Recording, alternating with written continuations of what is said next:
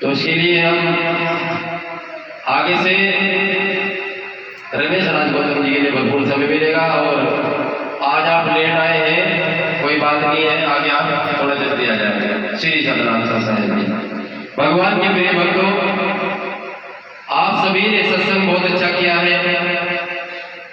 आज दिनांक 3 अगस्त 2025 दिन रविवार, श्री श्रद्धेय राजकुमार जी और उनकी भगतनी श्रद्धेया मलका देवी निवासी ग्राम श्यामपुर जिला हरिद्वार से सद्गुरु रविदास महाराज जी के इस परम आश्रम पर अपनी नेक कमाई से उन्होंने भंडारा दिया है, सत्संग कराया है। हम सद्गुरु महाराज जी से इनके सुखी जीवन, सुखी परिवार की कामना करते हुए इनके भंडारे और सत्संग को गुरु महाराज जी से अरदास करते हैं, स्वीकार करें, स्वीकार करें, स्वीकार करें। भगवान के प्रिय भक्तों, जो इंसान अपनी नेक कमाई से उसका कुछ हिस्सा धर्म के कार्य में लगाता है, धर्म का मतलब सेवा में लगाता है, सेवा, चाहे भूखे को खाना खिला दीजिए, जरूरतमंद की मदद कर दीजिए, सेवा सत्कार समाज में लगा दीजिए, सामाजिक कामों में लगा दीजिए। आपके हक अधिकार की जहाँ आवाज बुलंद होती हो ऐसी संगठन में लगा दीजिए। सद्गुरु महाराज जी और महापुरुषों के मिशन और आंदोलन में लगा दीजिए, तो वो धन आपका बरकत में आ जाता है। बरकत में, बरकत में हमारा अगर धन हमें लाना है तो हमें दान करना चाहिए। दान, दानी से दानी चुपता नहीं, समंदर पानी से सूखता है। दान आप जितना भी दे देंगे वो कभी कम नहीं होता। क्यों नहीं कम होता है? दान समुद्र के समान बताया है कि समुद्र के समान है दान। दान आप करेंगे तो आपकी कमाई में बरकत होगी, आपके जीवन में सुख की प्राप्ति होगी, आपके जीवन से कष्टों को, दुखों को मुक्ति मिलेगी। हम सभी लोग जितने भी यहाँ पर हैं इस संसार में, सभी अपने दुखों से मुक्ति चाहते हैं, सभी अपनी परेशानियों से मुक्ति चाहते हैं, सभी अपने घर में बरकत चाहते हैं, सभी अपने घर में सुख शांति चाहते हैं। लेकिन भगवान के प्रिय भक्तों, जिस प्रकार से एक किसान अगर अच्छी खेती चाहता है, अगर अच्छी खेती उसको चाहिए, तो किसान अपनी खेती में रात दिन अटूट मेहनत करके अपनी फसल को निहारता है, अपनी फसल को पालता है, रात दिन उसको मेहनत करके संवारता है। पानी की जरूरत हो तो पानी देता है, चाहे रात हो चाहे दिन हो। खाद की जरूरत खाद देता है, चाहे रात हो चाहे दिन हो। इसी प्रकार से हमारे जीवन में अगर हम सुख चाहते हैं तो सुख का पौधा जहाँ पर बनता है, सुख का पौधा जहाँ पर लगाया जाता है, हमें उसे खेती को तंदुरुस्त करना होगा, उस खेती को अच्छी बनाना होगा और उस खेती में अपने सुख के लिए, अपनी परेशानियों को दूर करने के लिए, अपनी मुक्ति के लिए, अपने हर प्रकार के सुख समृद्धि के लिए ऐसे बीज को हमें रोपित करना होगा उस खेती में, ताकि हमारे जीवन में भी सुख का पौधा तैयार हो जाए। और सुख के पौधे से हम समय समय पर सुख को तोड़ करके अपने जीवन में उसका प्रयोग करते हुए दुखों से मुक्ति पा सके। भगवान के प्रिय भक्तों, दुखों से मुक्ति पाने का केवल एक ही रास्ता है, सुखों को प्राप्त करने का केवल एक ही रास्ता है, अपने माता पिता की सेवा कीजिए, जी जान लगा के कीजिए। आप कितने बड़े धनी हो, कितने बड़े आप पैसे वाले हो, अगर आप अपने माता पिता की सेवा नहीं कर सकते तो आपका जीवन नरक के समान है। क्यों? आज आपने माता पिता की सेवा नहीं की, बुढ़ापे में तुम्हारी भी सेवा नहीं होगी। ये लिख लीजिए आप, गारंटी है इस बात की कि ज्ञान प्रवचन योगी महाराज जी के द्वारा आपको आज बताया जा रहा है, खुलेआम बताया जा रहा है। जो इंसान माता पिता की सेवा नहीं करते हैं उनके जीवन में कष्टों की बहुत बड़ी आपदा एक दिन खड़ी हो जाएगी। बुढ़ापे में आपका बहुत बुरा समय आ जाएगा। आपके बच्चे आपकी सेवा नहीं करेंगे, आपके बच्चे आपकी बात नहीं मानेंगे, आपके बच्चे आपकी कमाई हुई संपत्ति को, आपकी बसाई हुई संपत्ति को बर्बाद करने का कार्य करेंगे। जब आपने अपने माता पिता की सेवा नहीं की है तो आपके बच्चे आपके व्यवहार को देखते हैं, आपके बच्चे आपके संस्कार को देखते हैं तो वो भी वही सीखते हैं जो आप करते हैं। अगर किसी घर में सुबह सुबह खाना बनता है और पहली रोटी वो अपने बच्चे को कहते हैं, बेटे जाओ ये खाना अपने दादा को दे के आओ, ये खाना अपनी दादी जी को दे के आओ, तो उस बच्चे के अंदर संस्कार पनप जाता है, वो पौधा तैयार हो जाता है जो आपको बुढ़ापे में सुख देने का काम करता है। क्यों? एक दिन वो जवान हो जाता है और आप बूढ़े हो जाते हैं, उसकी भी शादी हो जाती है, उसके भी बच्चे हो जाते हैं। जो संस्कार आपने बचपन में अपने बच्चों को दिया है वो संस्कार अपने बच्चों में रोपित करता है। फिर वही कहता है, बेटा जाओ अपने दादाजी को खाना दे के आओ, अपनी दादी को खाना दे के आओ, तो आपके जीवन में सुखों की प्राप्ति हो जाती है, आपके जीवन से परेशानियों की समाप्ति हो जाती है। लेकिन हमने जब ये किया नहीं और अपने बच्चों से हम सुखों की अनुभूति करते हैं, अपने बच्चों से हम सेवा की प्रतीक्षा करते हैं और हमने सेवा नहीं की तो कैसे हमारी सेवा होगी? किसान की तरह बीज रोपना सीखिए, किसान की तरह खेती में मेहनत करना सीखिए। परिवार भी एक खेती होती है, ये संसार भी एक खेती है, सांसारिक जीवन भी एक खेती है। इसमें जितना सा अच्छा बीज रोपित करेंगे आप, इतना अच्छा आपको उसका सौभाग्य प्राप्त होगा। सुखों को प्राप्त करने का यही एक तरीका है, और कोई तरीका जीवन में नहीं है। आपके पास धन की कमी हो, आपके पास पैसे की कमी हो, लेकिन आपकी औलाद आपकी सेवा करने वाली हो तो आपका जीवन धन्य है।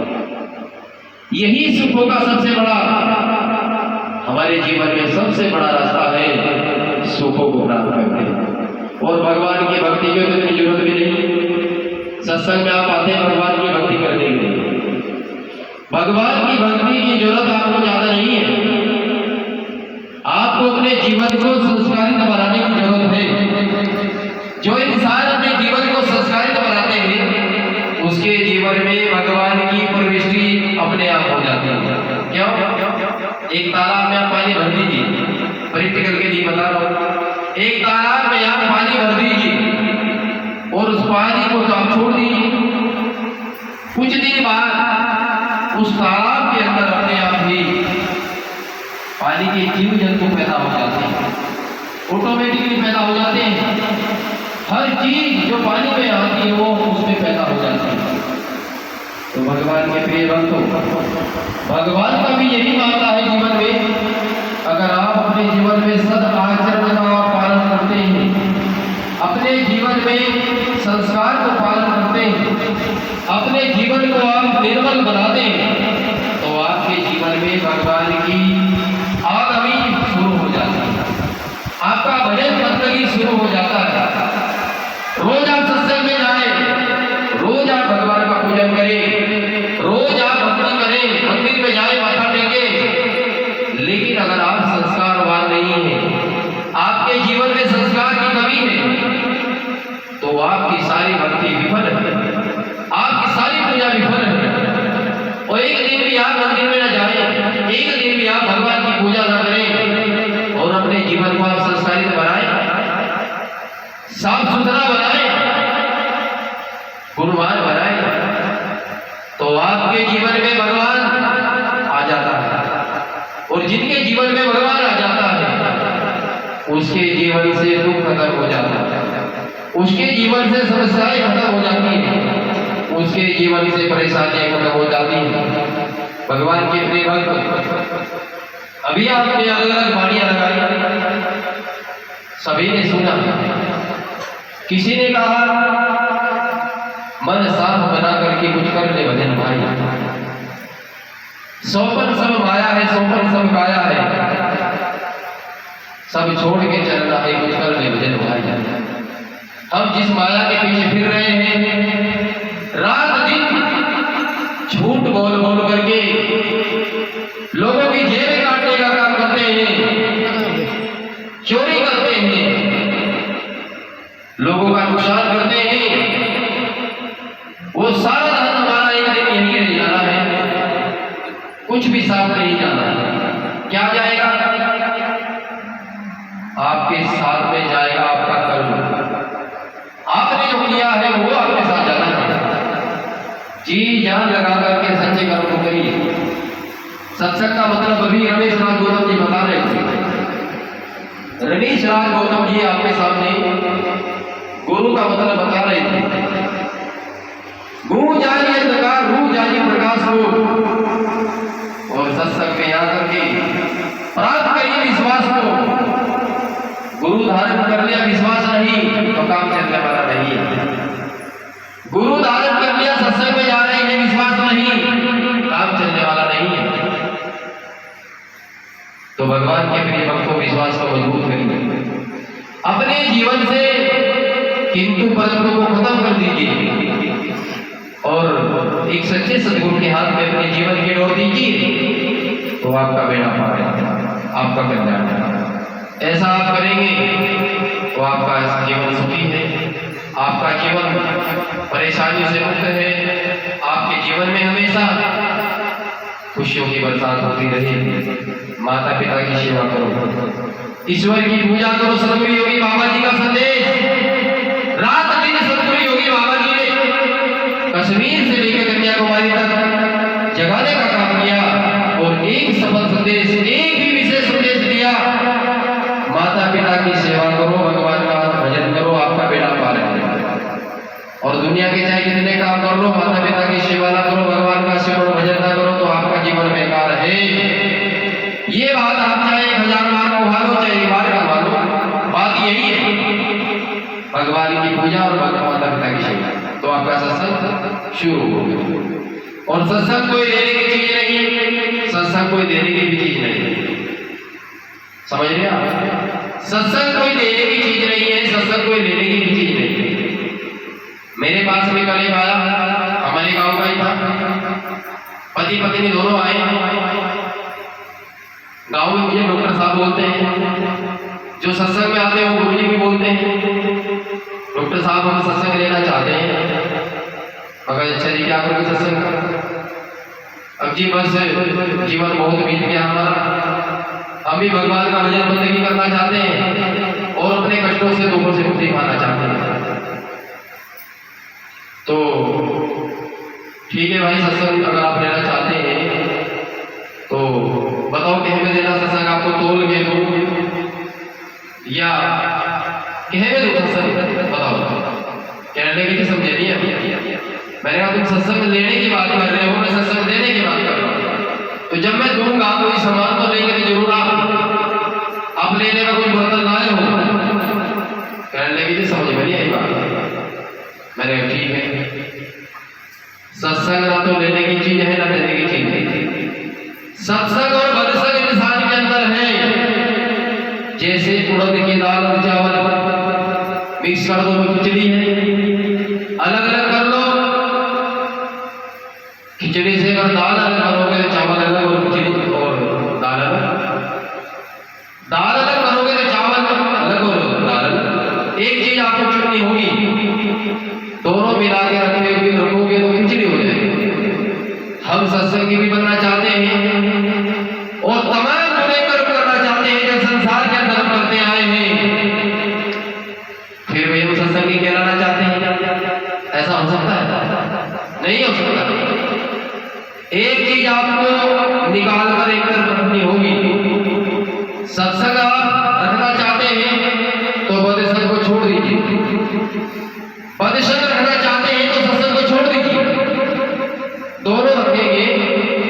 तो खिचड़ी हो जाएगी, तो आपका बेड़ा पार नहीं होगा, तो आप कष्टों में, दुखों में, परेशानियों में घिरे रहेंगे। हर इंसान के अंदर सत्संग है। मन के मते न चाली, मन के मते अने, मन में या डूबे न जान में जब लगी लड़के। मन की बात है सत्संग की।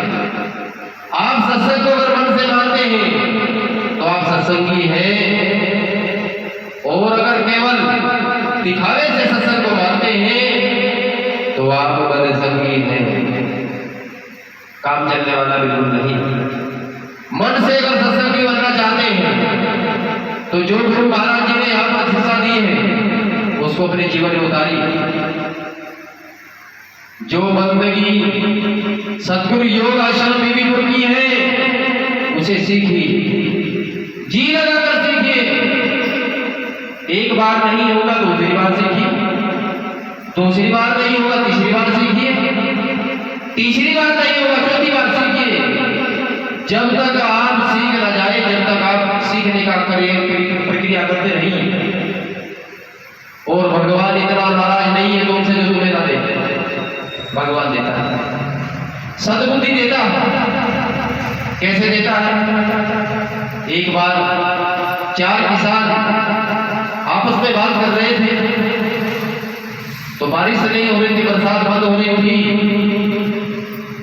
तो एक इंसान उनके सामने आया, उन्होंने कहा भाई किसानों, क्या बात चल रही है आपके अंदर, क्या चर्चा चल रही है? कहने के भाई साहब, हम ये सोच रहे हैं कि अपने खेत में काम करें ना करें। जी क्यों, क्या ऐसी क्या बात हो गई कि पानी का कोई साधन नहीं है और बरसात हो नहीं रही है। तो किसान कह रहे हैं कि हम खेती में क्या काम करें, भावले से क्यों करें काम, मेहनत क्यों करें, जब बारिश नहीं होने वाली तो फसल भी पैदा नहीं होगी। तो उस व्यक्ति ने कहा देखिए, मैं बादलों का दूत हूं, आपके बीच में आया हूं, आपकी परेशानी समझिए। और बादलों ने साफ इनकार कर दिया है, हम बरसेंगे नहीं, हम बरसेंगे नहीं। तो 4 किसानों में से 3 किसानों के दिमाग में बैठ गई बात कि बादलों ने तो मना कर दिया बरसेंगे नहीं, तो काम करने से क्या फायदा है।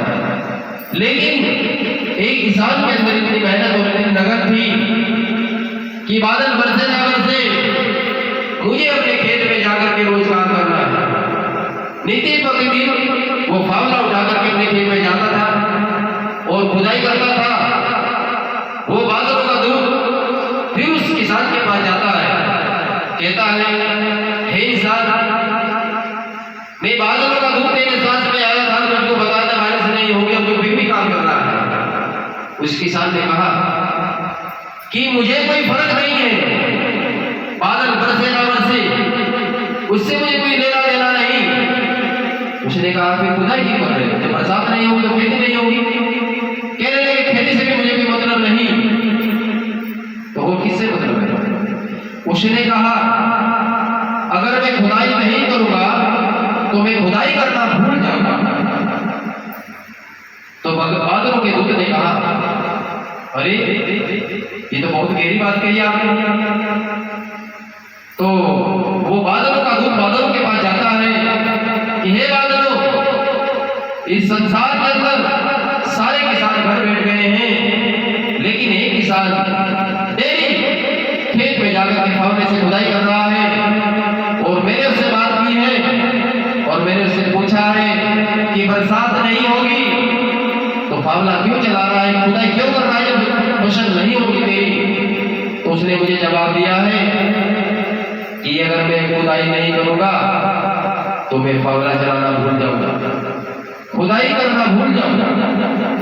तो बादलों के दिमाग में आई बात कि भाई जब वो खुदाई करना भूल सकता है, ऐसा ना हो बरसना भूल जाए। तो बादलों ने कहा हम भी बरसेंगे, कभी हम भी बरसना भूल जाए। तो मेरा कहने का मतलब है आज नहीं तो कल, कल नहीं तो परसों, परसों नहीं तो तरसों, तरसों नहीं तो नरसों, कल करे सो आज कर, आज करे सो अब, पल में परले हो जाएगी बहुरी करेगा कब। कबीरदास जी कह रहे हैं हम कल कल के चक्कर में जीवन को व्यतीत कर देते हैं और समय हमारा खराब हो जाता है। भगवान को देने के लिए बैठा है लेकिन देने वाले हम नहीं। आप मेहनत करिए, कोशिश करिए, बंदगी भी आएगी और भजन भी आएगा।